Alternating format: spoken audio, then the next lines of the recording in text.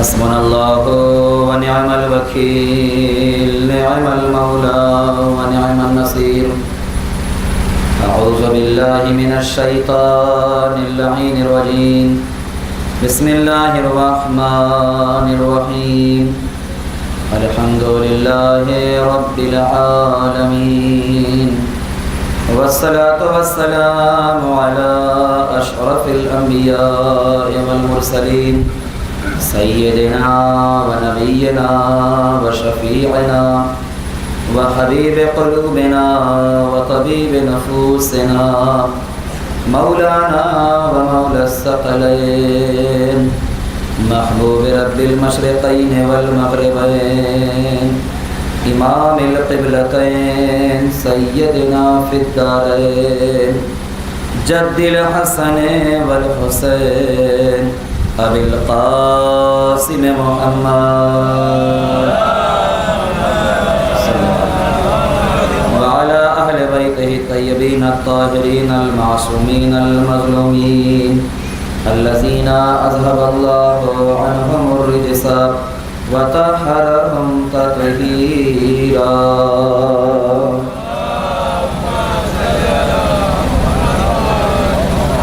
ولعنة الله على أعدائهم وغاصبي حقوقهم ومنكري فضائلهم ومصائبهم وسخاوتهم وشجاعتهم وأمانتهم وصداقتهم وعظمتهم وعطشهم أجمعين من الآن إلى قيام يوم الدين. أما بعد، فقد قال الله الحكيم في كتابه الكريم وهو أصدق الصادقين وقوله الحق. بسم الله الرحمن الرحيم. لا تلبسوا الحق بالباطل وتكتموا الحق وأنتم تعلمون. مل کے صلوات اللہ.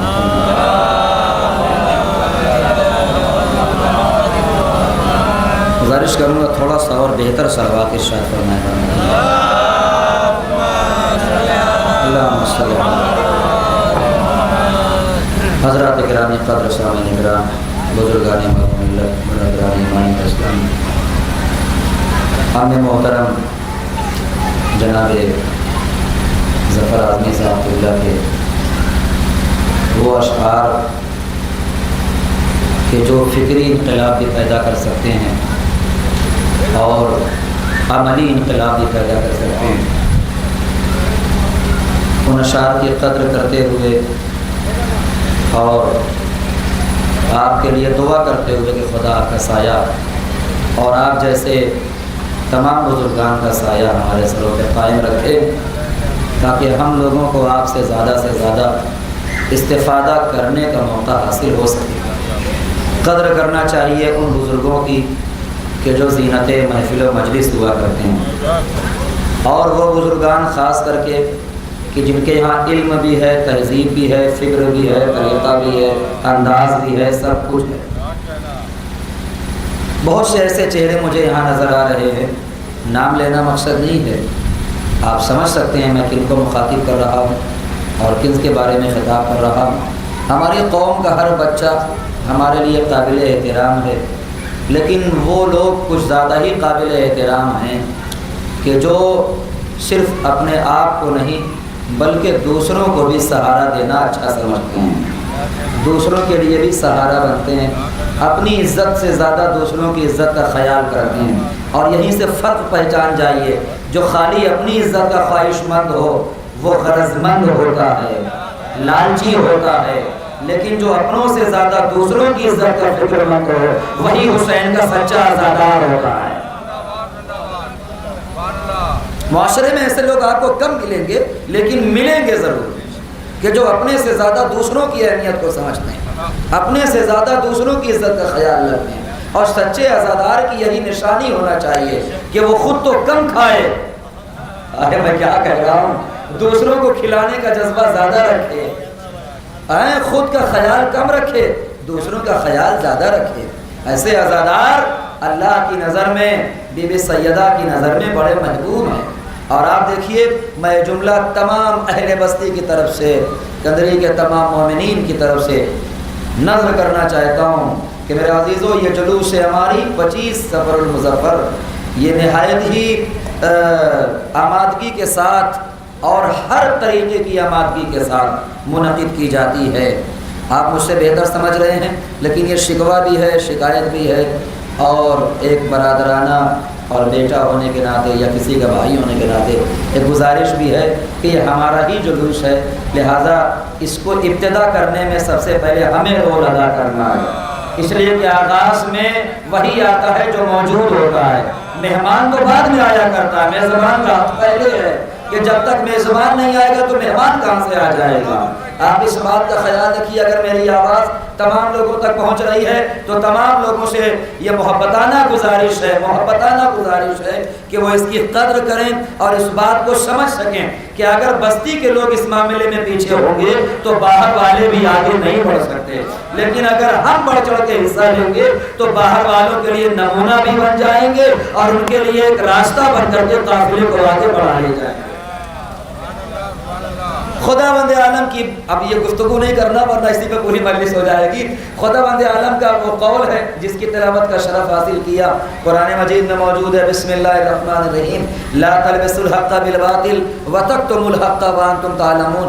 آپ ترجمے سے انشاءاللہ اندازہ فرمائیں گے کہ اس قول میں کیا لطافت ہے اور کتنی جاذبیت ہے، اور اللہ نے کتنا خوبصورت پیغام اپنے بندوں تک پہنچایا۔ اللہ کہتا ہے لا تلبسوا الحق بالباطل، ذرا سا میری طرف متوجہ رہیے گا، یہاں سے میں موضوع کا آغاز کر رہا ہوں، 30-35 منٹ کا ٹائم ملا ہے، کوشش کروں گا کہ وقت کے اندر بات کو تمام کر دیا جائے کہ لا تلبسوا الحق بالباطل، اللہ کہہ رہا میرے بندو خبردار حق کو باطل سے نہ ملانا۔ ذرا سا متوجہ ہوئیے، میں نے بہت بولتی ہوئی آیت کا انتخاب کیا ہے، خبردار، اور یہ مجمل آیت نہیں ہے، یہ مبین آیت ہے جو میں آپ کے سامنے تلاوت کر رہا ہوں۔ ارشاد ہوتا ہے کہ لا تلبسوا الحق بالباطل، باطل کو حق سے نہ ملانا، حق کو باطل سے نہ ملانا۔ اگر تلبسو کا مطلب میں اور واضح کروں تو اللہ یہ کہہ رہا ہے خبردار باطل کو حق کا لباس نہ پہنانا اور حق کو باطل کا لباس نہ پہنانا۔ یہ میں عربی گرامر کی بات کر رہا ہوں، مجھے ذرا سا داد چاہیے اس مسئلے پر۔ لا تلبسوا الحق بالباطل، کہ خبردار باطل کو حق کا لباس، اس کا روٹ ورڈ لباس ہے، وہاں سے لفظ لا تلبسو نکلا ہے جو فعل نہیں ہے، جس میں منع کیا جا رہا ہے۔ لا تلبسوا الحق بالباطل، حق کو باطل سے نہ ملانا، باطل کو حق سے نہ ملانا۔ وتکتموا الحق، اور خبردار حق کو چھپانا نہیں۔ اب اللہ اس کے آگے کیا کہہ رہا ہے؟ وَأَنْتُمْ تَعْلَمُونَ، ہم تم سے یہ ساری باتیں اس لیے آئندہ کی خبر دیتا ہے، بہت توجہ چاہوں گا آپ کی، اللہ مستقبل کی خبر دیتا ہے، آئندہ کے لیے آگاہ کرتا ہے۔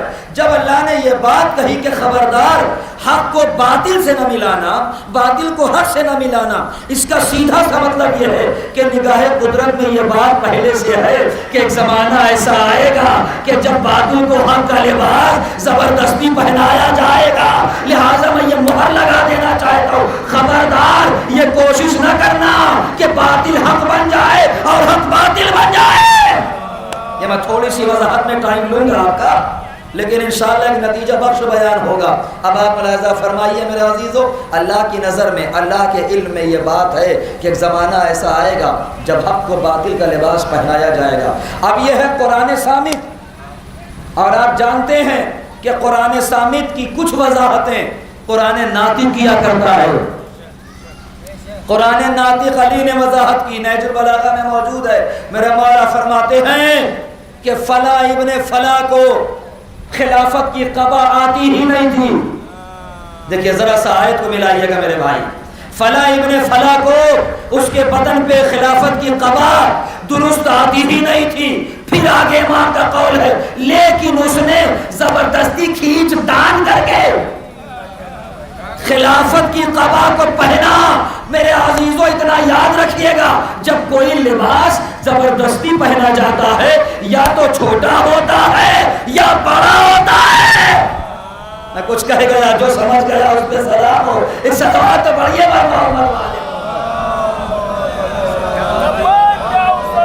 لبیک یا حسین، اللہ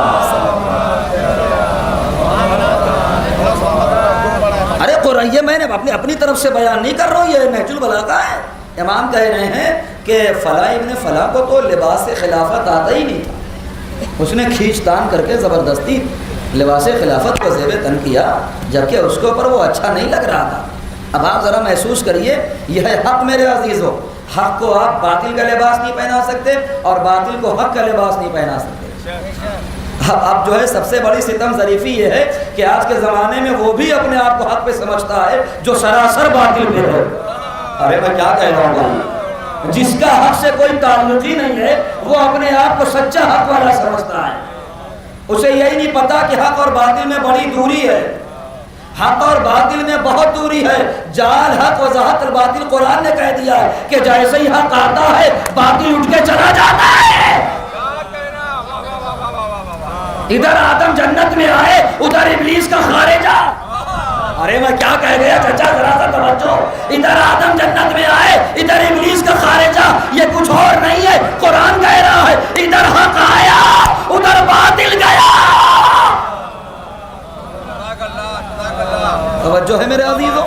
اب اسی حق کے بارے میں ذرا سنیے آپ، رسول اکرم نے وضاحت فرمائی۔ رسول اکرم فرما رہے ہیں علی مال حق، حق کی وضاحت کر رہا ہوں آپ کے سامنے۔ علی مال حق والحق ما علی، علی حق کے ساتھ ہے، حق علی کے ساتھ ہے۔ اگر یہیں پہ حدیث تمام ہو جاتی تو وضاحت کی ضرورت نہیں تھی، میں بھی بات کو تمام کر دیتا، لیکن یہ حدیث نے آگے بڑھ کے سہارا دیا۔ علی حق کے ساتھ ہے، حق علی کے ساتھ ہے۔ اللہ کے رسول نے اپنے دست مبارک کو بلند کیا، دعا فرما رہے ہیں اللہم ادر الحق حیث ما دار علی، پروردگار تو حق کو ادھر ادھر موڑنا جدھر جدھر علی مڑے۔ کیا کہہ رہے ہیں اللہ کے رسول؟ پروردگار تو حق کو ادھر ادھر موڑنا جدھر جدھر علی مڑے۔ بھائی سنیے، غور فرمائیے، ہونا تو یہ چاہیے تھا، میں کہوں گا اللہ کے پیغمبر ارے یہ کہیے کہ پروردگار تو علی کو ادھر ادھر موڑنا، آدھا جملہ میں نے کہا آپ سمجھیے، تو علی کو ادھر ادھر موڑنا جدھر جدھر حق مڑے۔ کہا نہیں یہ قانون علی کے لیے نہیں ہے۔ میں نے کہا کیوں؟ کہا سنو، اگر حق کو حق بننا ہے تو علی کی اقتداء میں چلنا ہے۔ بہت بہت شکریہ، صاحبان نظر نے ہاتھ اٹھا دیا، میرا جملہ واضح ہو گیا میرے عزیزو۔ اگر حق کو حق بننا ہے تو علی کے پیچھے پیچھے چلنا ہے۔ اب یہیں سے فرق سمجھ میں آ گیا کہ امت کیا ہے۔ ایک سیکنڈ آپ کا نہیں ضائع کرنا چاہتا، یہیں سے فرق سمجھ میں آ گیا۔ امت کیا ہے، امام کیا ہے، امتی کیا ہے، علی کیا ہے۔ جملہ آپ کے حوالے، جیسے چاہیے گا سنیے گا۔ کیا کہا پروردگار حق کو ادھر موڑنا جدھر جدھر علی مڑے۔ تو مجھے کہنے دیجئے میرے عزیزو کہ جو حق کے پیچھے چلے اسے امتی کہتے ہیں، حق جس کے پیچھے چلے اسے علی کہتے ہیں۔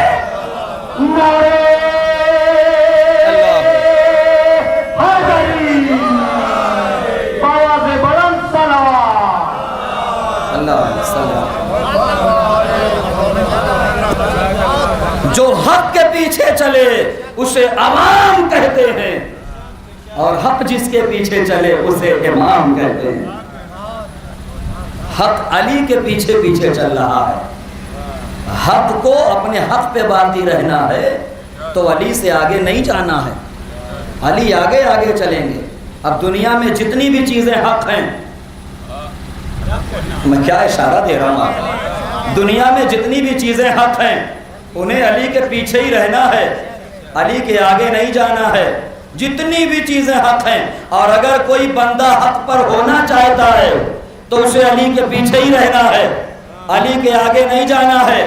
وضاحت کر دوں، نہ تو عقیدے میں علی کے آگے جاؤ، یار یہ تو بولنے کی بات کی قسم خدا کی، میں نے پورا جھگڑا ہی ختم کر دیا یہاں پہ۔ نہ تو عقیدے میں علی کے آگے جاؤ، نہ تو عمل میں علی کے آگے جاؤ، نہ عبادت میں علی سے آگے جاؤ، نہ محراب میں علی سے آگے جاؤ، نہ جنگ میں علی سے آگے جاؤ۔ کسی بھی مقام میں اگر علی سے آگے نکل گئے تو اتنا یاد رکھنا کہ سب کچھ ہو سکتے ہو، علی کے حقیقی شیعہ۔ کس میں میں مثال دے رہا ہوں، کس میں مجال ہے جو علی سے آگے نکل جائے۔ ایک شخص آیا، اس نے زمانے کے چھٹے امام کو سلام کیا، اور سلام اس انداز میں کر رہا ہے، السلام علیکہ یا امیر المومنین۔ کیا کہہ رہا ہے؟ السلام علیک یا امیر المومنین۔ جیسے یہ جملہ کہا امام کے چہرے کا رنگ متغیر ہو گیا، امام کے چہرے پر غیظ و غضب کے آثار نمودار ہونے لگے۔ اس نے ہاتھوں کو جوڑا، سر کو جھکایا، عرض کرتا ہے فرزند رسول میں نے تو یہ سوچ کے آپ کو امیر المومنین کہا ہے کہ یہ لفظ تو آپ کی شایان شان ہے، اس لفظ کے اصلی مصداق تو آپ ہیں، میں نے چاہا تھا کہ آپ خوش ہو جائیں گے، مجھے دعا فرمائیں گے، لیکن میں آپ کے چہرے پر غیظ و غضب ناراضگی کے آثار دیکھ رہا ہوں، اس کی وجہ جان سکتا ہوں؟ امام نے کہا سنو، آج تو تم نے مجھے امیر المومنین کہہ دیا۔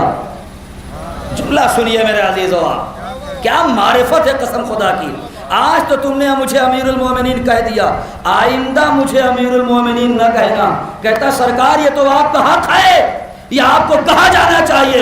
امام نے فرمایا نہیں، امیر المومنین تو بس میرے جد علی کے اوپر اچھا لگتا ہے، وہی امیر المومنین ہے، تو مجھے کہنے دو نا، جب ان کا بیٹا معصوم اور امام ہو کر اپنے واسطے امیر المومنین برداشت نہیں کر سکتا تو 2 رکعت کے نمازی اپنے آپ کو نعرہ حیدری۔ توجہ ہے بزرگان محترم، یہ حق بس علی کا ہے۔ اب آپ غور فرمائیے، اگر آج کے زمانے میں کسی کے منبر سے یہ بیان دیا جا رہا ہے کہ آپ کے علی نے فلاں فلاں کے پیچھے نماز پڑھی، کوئی تبرہ نہیں ہے، کسی نوجوان کے کوئی تبرہ نہیں، کسی نوجوان کے ذہن میں حقیقت بیان کر رہا ہوں میں کہ آپ کے علی نے فلاں کے پیچھے نماز پڑھی، غور فرمائیں، توجہ کریں، کس کے بارے میں کہا جا رہا ہے؟ علی کے بارے میں کہا جا رہا ہے۔ علی تو وہ ہے جس کا کلام بھی امام ہے، اور تم علی کو کہہ رہے ہو کہ علی نے فلاں کے پیچھے نماز پڑھی، یعنی کوئی علی سے آگے ہے، یہی تو مطلب ہے نا آپ کے کہنے کا، کوئی علی سے آگے آیا تب علی نے اس کے پیچھے نماز پڑھی۔ بھائی سیدھی بات ہے، 2 طریقے سے واضح کر کے مجلس تمام ہو رہی ہے۔ ایک راستہ یہ ہے جو میں نے حدیث پڑھی ہے، حدیث کیا کہہ رہی ہے؟ پروردگار تو حق کو ادھر موڑنا جدھر علی مڑے، اور آپ کیا کہہ رہے ہیں؟ علی نے فلاں کے پیچھے نماز پڑھی، تو مجھے کہنے دو نا، جو علی حق کے پیچھے چلتا نہیں وہ کسی باطل کے پیچھے کھڑا ہو کر نماز کیسے ادا کر لے گا؟ دوسرا طریقہ، بہت جلدی دوسرا طریقہ سنیے، کوئی تمہید نہیں، کوئی لفاظی نہیں، دوسرا طریقہ سنیے آپ۔ دوسرا طریقہ یہ استدلال کا قائم کر رہا ہوں کہ جب ظہور ہوگا امام کا تو اس وقت ایک نبی بھی آئے گا۔ بھائی پیچھے والوں آواز تو جاری میرے بھائی، پسینہ مجھے بھی آ رہا ہے دوستو۔ ایک مریم کا بیٹا ہوگا، ایک جناب سیدہ کا بیٹا ہوگا، ایک نبی ہوگا اور ایک امام ہوگا۔ جب ظہور ہوگا دونوں ظاہر ہوں گے، اور اس وقت جب وقت نماز آئے گا تو نماز کی ادائیگی کا مرحلہ، سیدہ کا بیٹا مریم کے بیٹے سے کہے گا نماز پڑھائیں، جناب عیسیٰ یہ کہہ کے پیچھے ہٹ جائیں گے، جس کے جد کی ولایت کے صدقے میں نبوت ملی۔ اٹھائیے کتابوں کو، پڑھیے روایتوں کو، یہی بات لکھی ہوئی ہے، اللہ نے تب تک کسی نبی کو نبی نہیں بنایا جب تک علی کی ولایت کا اقرار نہیں لے لیا۔ کیا حدیث ہے قسم خدا کی، جب تک علی کی ولایت کا اقرار نہیں لے لیا تب تک کسی نبی کو نبوت نہیں عطا کی۔ تو کیا کہیں گے جناب عیسیٰ؟ فرزند زہرا، ارے میری کیا مجال کہ میں آپ کو نماز پڑھاؤں، آپ نماز پڑھائیے۔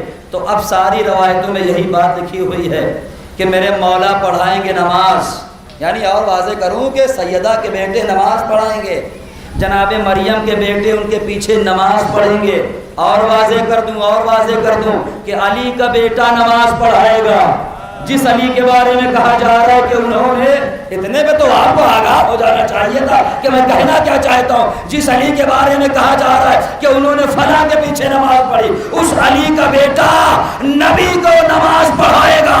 تو مجھے کہنے دو نا کہ جو بیٹا نبی کے پیچھے نماز پڑھتا نہیں، اس کا جد کسی غیرے کے پیچھے نماز کیسے پڑھے؟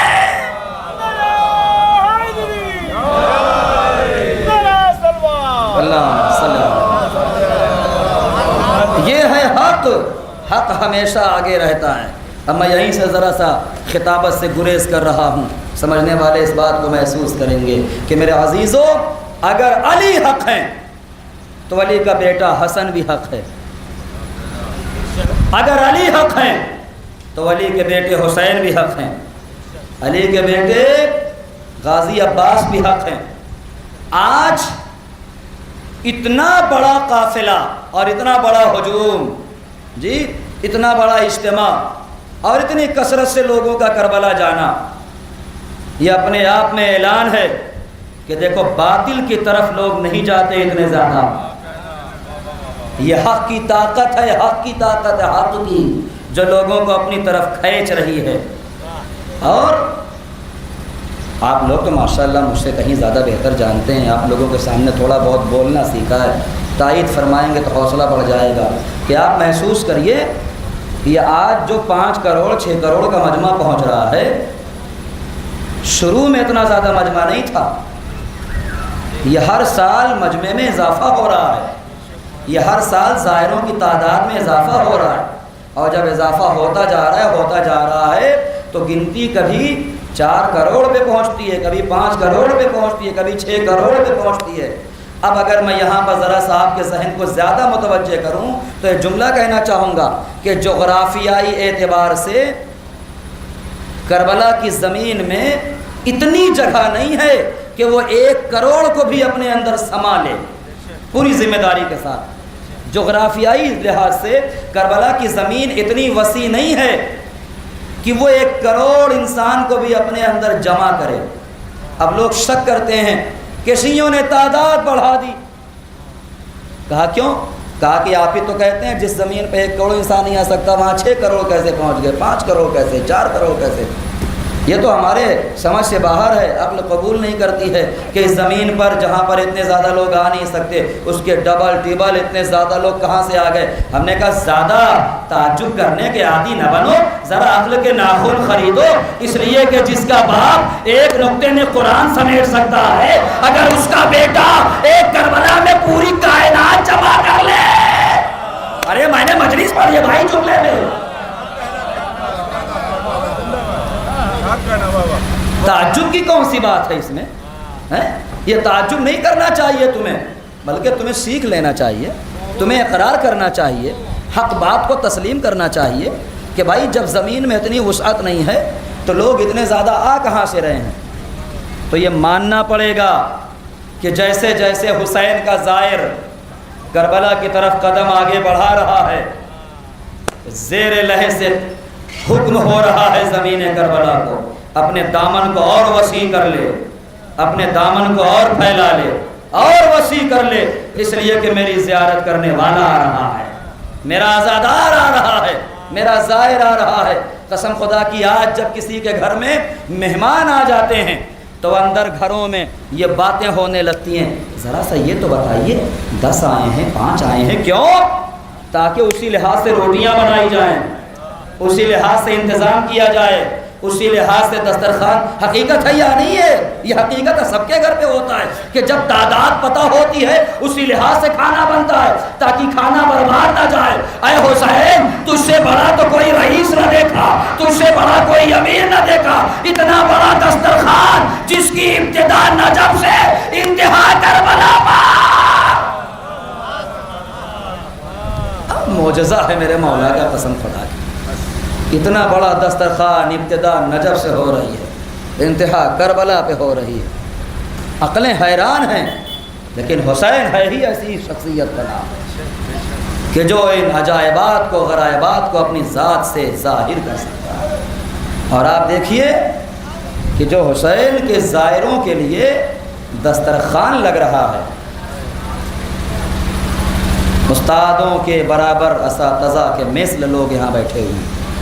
اگر میری بات غلط ہوگی تو میری اصلاح ہو جائے گی، اس میں کوئی شرم کی بات نہیں۔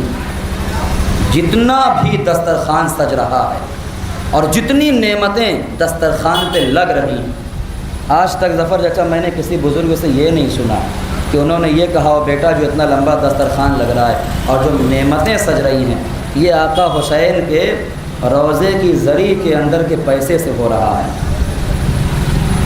یہ سوچنے کا مرحلہ ہے جو میں عرض کر رہا ہوں. کبھی سوچئے اور درگاہوں پہ جو انتظام ہوتا ہے اندر کے پیسوں سے ہوتا ہے. یار میں کیا کہہ رہا ہوں بھائی جی. حسین نے جو دسترخوان سجایا وہ روضے کے اندر کے پیسے سے نہیں، حسین کے چاہنے والوں نے، حسین کے عاشقوں نے، عزاداران حسین نے یہ سارے خیمے لگائے، یہ سارے دسترخوان لگائے. جبکہ روضے کے اندر کے پیسے سے بھی دسترخوان سجایا جا سکتا ہے، کوئی رکاوٹ نہیں ہے. لیکن میرے عزیزو، حسین بتانا یہ چاہتے ہیں کہ اب تو جگ جاؤ، اس بات کو محسوس کرو کہ جب میرا چاہنے والا اتنا بڑا سخی ہے تو حسین کتنا بڑا سخی ہوگا. جب میرا چاہنے والا اتنا بڑا سخی ہے تو حسین کے اندر سخاوت کا کیا جذبہ ہے. حسین کا چاہنے والا سخی ہوتا ہے، بخیل نہیں ہوتا. حسین ایک سخی کا نام ہے. حسین کا چاہنے والا سخاوت کو اپنے لیے باعث فخر سمجھتا ہے. شروع کا جملہ جو میں نے عرض کیا تھا وہیں تک بات لانا چاہتا ہوں. سچا عزادار وہ ہوتا ہے جو اپنا خیال کم رکھتا ہے، دوسروں کا خیال زیادہ رکھتا ہے، خود کم کھاتا ہے، بھوکوں کو زیادہ کھلاتا ہے، دوسروں کے لیے تکلیف کا سبب نہیں بنتا، دوسروں کی تکلیفوں کو دور کرتا ہے، پیاسے کو پانی پلاتا ہے. یہ حسین کے عزادار کی نشانی. آج آپ سفر پہ نکل جائیں، پیاس شدت کی غالب ہو اور ایسے موقع پر آپ اپنے پہلو میں بیٹھنے والوں سے اگر پانی کا مطالبہ کریں گے تو کوئی ایسا شخص نہیں ہے جو آپ کو پانی دینے سے انکار کر دے. دھرم کی بات نہیں ہے، مذہب کی بات نہیں ہے، انسانیت کی بات ہے. کوئی بھی بیٹھا ہو ضرور آپ کو 2 قطرہ پانی پلا دے، 2 گھونٹ پانی دے دے. سیدہ کا لال کربلا کے میدان میں پانی مانگتا رہا، یہاں تک کہ حسین نے یہ جملہ بھی کہا، تم اگر یہ سمجھتے ہو کہ علی اصغر کے بہانے میں پانی پی لوں گا تو آؤ میں اپنے چھوٹے سے بچے کو کربلا کی زمین پر لٹا دیتا ہوں. اللہ اکبر. آؤ تم خود حسین، تم بچے کو پانی پلا دو، تم خود اپنے ہاتھوں سے علی اصغر کو پانی پلا. کیا جواب ملا؟ حسین نے یہی جملہ تو کہا ہے نا.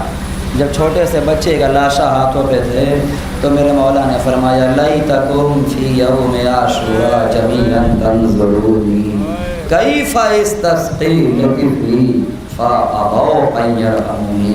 میرے شیعو، آپ کو خطاب کیا، عزاداروں نے خطاب کیا، اے میرے شیعو کاش تم کربلا کے میدان میں ہوتے اور دیکھتے میں اپنے چھوٹے سے بچے کے لیے کیسے پانی مانگ رہا تھا. ان ظالموں نے میرے بچے کو 3 بھال کے تیر سے مار ڈالا. جہاں قطرہ پانی دینا تھا وہاں بچے کو مار ڈالا گیا. اللہ اکبر. ابھی ہماریاں برآمد ہوں گی، آپ حضرات ہماریوں کی زیارت فرمائیں گے. ان ہماریوں کو، محملوں کو اونٹ کی پشت پر رکھا جاتا ہے نا. سن لیجئے، منظر بالکل سامنے کا ہے آپ کے. جب یہ اونٹ ابھی آپ کو چلتے ہوئے دکھیں گے، اگر میرا یہ جملہ یاد آ جائے گا تو 2 قطرہ آنسو بہا لیجئے گا، آپ کی بھی قبولیت کے لیے، میری بھی قبولیت کے لیے. روایت کے جملے ہیں، ایک جگہ قافلہ رکا، بی بی زینب نے کیا دیکھا کہ 2 اونٹ آپس میں گردن ملا کے کچھ باتیں کر رہے ہیں. کہا بیٹا سید سجاد، علم امامت کے تحت بتاؤ یہ دونوں جانور آپس میں کیا بات کر رہے ہیں. سید سجاد نے رو کے کہا بھی اماں، یہ دونوں آپس میں یہی بات کر رہے ہیں، دیکھو دھیرے دھیرے چل رہا، سنبھل کے چل رہا، اس لیے کہ ہمارے پشت پر چھوٹے چھوٹے بچوں کو سوار کیا گیا، ایسا نہ ہو کہ بچے زمین پہ گر جائے. اجرکم اللہ، جزاک اللہ. عزادارو، سب کو محملوں میں بٹھایا گیا، لیکن ہاں وہ بچی جسے بابا کے سینے پہ سونے کی عادت تھی، اس بچی کو اونٹ کی برہنہ پشت پر باندھا گیا ہے. ذرا تصور کریں جب اونٹ چلتا ہے تو آپ نے دیکھا ہوگا نا اس کی جو پشت ہے کبھی آگے جاتی ہے کبھی پیچھے آتی ہے، اسی حصے پر سکینہ کو جکڑ کے باندھ دیا گیا۔ عزادارو جب اونٹ چلتا تھا نا تو سکینہ کا سینہ چلی چلی ہو جاتا، خون ٹپکنے لگتا، رو کے آواز دیتی اے میرے بابا۔ خدا آپ کو کوئی غم نہ دے سوائے غم مظلوم کربلا کے۔ عزادارو کتنی مظلومہ ہے یہ بچی، 4 سال کی بچی۔ سنیں گے عزادارو، بی بی سکینہ ایک مرتبہ روتے روتے اپنے بھیا سید سجاد کے قریب آئیں اور آ کے کہتی ہیں بھیا سید سجاد شمر تک میرا ایک پیغام پہنچا دو۔ اللہ اکبر۔ سید سجاد نے تعجب سے پوچھا سکینہ شمر سے کیا کہنا ہے؟ سن لو بڑی سخت روایت ہے عزادارو۔ بی بی سکینہ کہتی ہیں بھیا سید سجاد شمر سے بس اتنا کہہ دو کہ جتنے تماچے مارنا ہو مار لے، لیکن تماچے مارنے کے بعد تانے نہ دیا کرے، تماچے مارنے کے بعد تانے نہ دیا۔ اللہ آپ کی بچیوں کو سلامت رکھے۔ بھائی کہتا ہے سید سجاد کہتے ہیں سکینہ شمر تماچے مارنے کے بعد کیا تانے دیتا ہے؟ بی بی سکینہ رو کے کہتی ہے بھیا پہلے تو شمر پوری طاقت سے مجھے تماچے مارتا ہے، پھر کہتا ہے سکینہ بلا اپنے چچا عباس کو، تیرا چچا تجھ سے بڑی محبت کرتا تھا اے سکینہ۔ جزاک اللہ یہی خیر ہونے کا۔ سکینہ میں دیکھوں تیرا چچا تیرے بلانے سے آتا ہے کہ نہیں آتا ہے۔ بس عزادارو لیجئے جناب سکینہ مولا عباس تک اب آ گئے نا، مجھے بس اتنی مہلت دے دو میں 2-3 منٹ کے اندر ایک منظر پیش کر سکوں تاکہ حق گریہ آگاہ ہو جائے۔ وہی بچی جس سے بابا جدا ہو گیا، بابا کو یاد کر کے روتی رہی، چچا مارا گیا، چچا کو یاد کر کے روتی رہی، بھیا کے کلیجے میں برچھی لگی، بھیا کو یاد کر کے روتی رہی۔ وہی بچی زندان شام میں سو گئی عزادارو، زندان شام میں ایسا سوئی کہ پھر بچی اٹھ نہ پائی۔ روایت کہتی ہے جب چہلم کا موقع آیا لٹے ہوئے تبرکات واپس کیے گئے تو ان میں سے سرہائے شہداء بھی واپس کیے گئے، شہیدوں کے سر بھی واپس کیے گئے۔ میری طرف دیکھیں گے بہت گریہ کریں گے عزادارو۔ روایت کے جملے ہیں حبیب کا سر آیا، زینب نے آگے بڑھ کے لیا، مسلم بن اوسجا کا سر آیا، زینب نے آگے بڑھ کے لیا۔ زینب عباس بنی ہوئی ہے وقت کی، سب کے سر کو آگے بڑھ کر کے لیتی ہیں۔ اب روایت کہتی ہے بنی ہاشم کے سر آنا شروع ہوئے، آن محمد کے سر آئے، کوئی بی بی لینے کے لیے آگے نہ بڑھی۔ ایک شام کی خاتون کہتی ہے کیا ان بچوں کی ماں مر گئی؟ زینب نے سینے پہ ہاتھ مارا، خبردار زینب زندہ ہے، میں نے وعدہ کیا ہے جب تک سلامت رہوں گی اپنے بھیا حسین۔ جلدی جلدی سنتے جاؤ روتے جاؤ عزادارو۔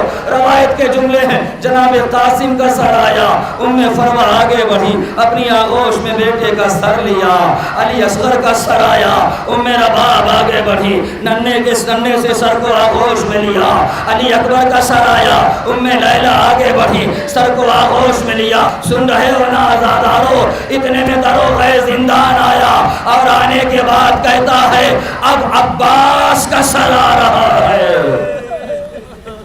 اب عباس کا سر آ رہا ہے۔ روایت کہتی ہے دروغہ زندان کے ہاتھ میں ایک دشت تھا، دشت میں سر عباس تھا، سر عباس دشت میں رکھا ہوا، وہ دروغہ زندان کے اندر لے کے آیا۔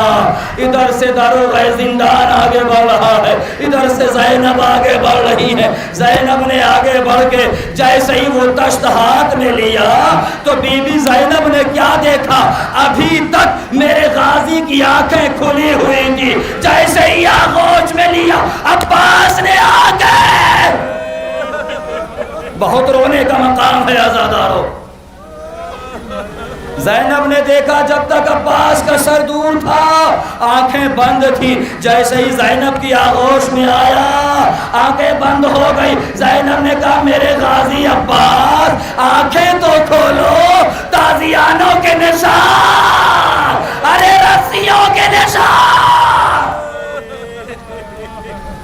میرے غازی میرے شیر آنکھ تو کھولو۔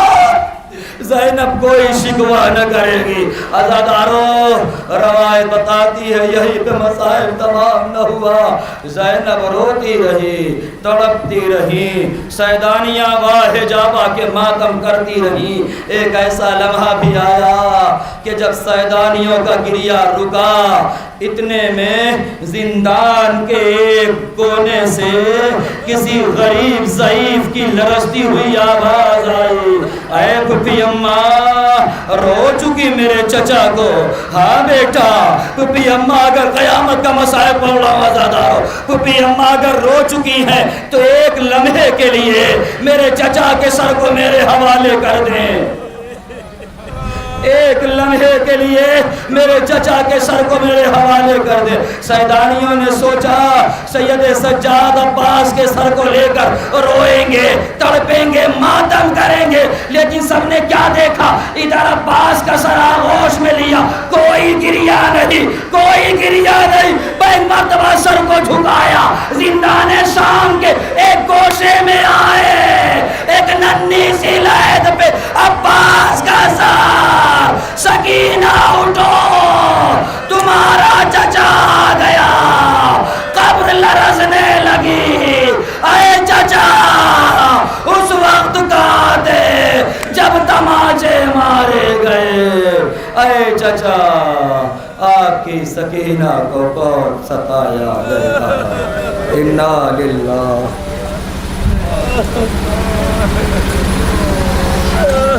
وَإِنَّا إِلَيْهِ رَاجِعُونَ وَسَيَعْلَمُ الَّذِينَ ظَلَمُوا أَيَّ مُنقَلَبٍ يَنقَلِبُونَ۔ ماتم حسین۔